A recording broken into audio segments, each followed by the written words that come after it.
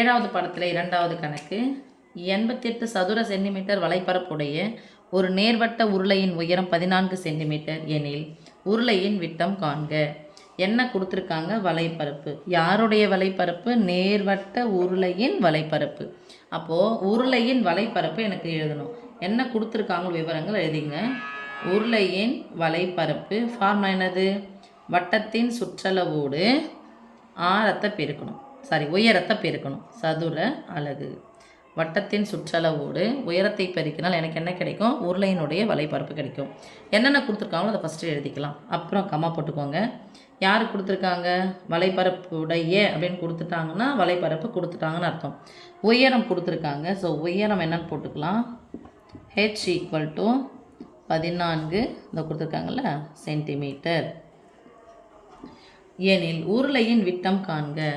நமக்கு ஃபார்முலாவில் உயரம் கொடுத்தாச்சு, ஆரம் தான் எனக்கு தெரியும். ஆனால் என்ன கேட்குறாங்க? நமக்கு விட்டம் கேட்குறாங்க. அப்போது ஆரத்துக்கும் விட்டத்துக்கும் உள்ள தொடர்பு என்னன்னு தெரியணும்.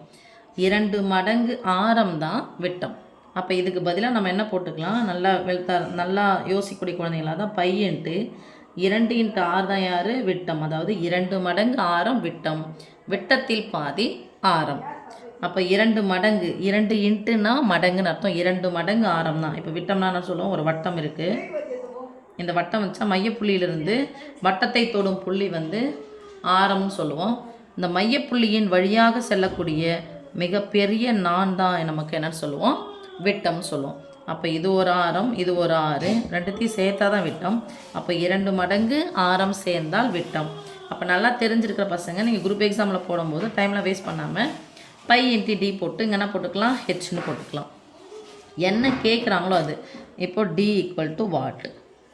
டயாமீட்டர் விட்டம் கேட்குறாங்க. விட்டத்துக்கும் ஆரத்துக்கும் என்ன சம்மந்தம்? 2 மடங்கு ஆரம் தான் விட்டம். அப்போ 2 × r பதிலாக என்ன போட்டுக்கலாம்? எல்லாத்துக்கும் நடுவில் பெருக்கல் குறி. ஸோ பை டி போட்டுக்கலாம். பை மாறிலி முன்னாடி எடுத்துகிட்டு வந்தோம்னா டி × ஹெச்ன்னு போடலாம். இல்லை எங்களுக்கு பயமாக இருக்குது அப்படின்னு சொன்னால் நீங்கள் 2πr கூட சப்ஸ்டியூட் பண்ணிவிட்டு கிடைக்கக்கூடிய ஆரத்தை இப்போது 4 சென்டிமீட்டர் கிடைக்கிது ஆரம் அப்படின்னு சொன்னால் 4 கூட்டிக்கிட்டால் நமக்கு 8ன்னு முடிஞ்சிடும். இப்போ இதில் போட்டுக்கலாம். பையனுடைய மதிப்பு 22/7 இன்ட்டு டி எனக்கு தெரியாது, அப்படியே வச்சுக்கிறேன். ஹெச்சுக்கு பதிலாக 14. உருளையினுடைய வலைப்பரப்புனான்னு கொடுத்துட்டாங்க, 88ன்னு கொடுத்துட்டாங்க. இப்போது ஒரே 7 நடுவில் பெருக்கிறதுக்கு குறுக்க கேன்சல் பண்ணலாம். 2 14. இதையும் நான் பெருக்கினா எவ்வளோ வரும்? 44 இன்ட்டு டின்னு வரும். இங்கே என்ன இருக்குது? 88.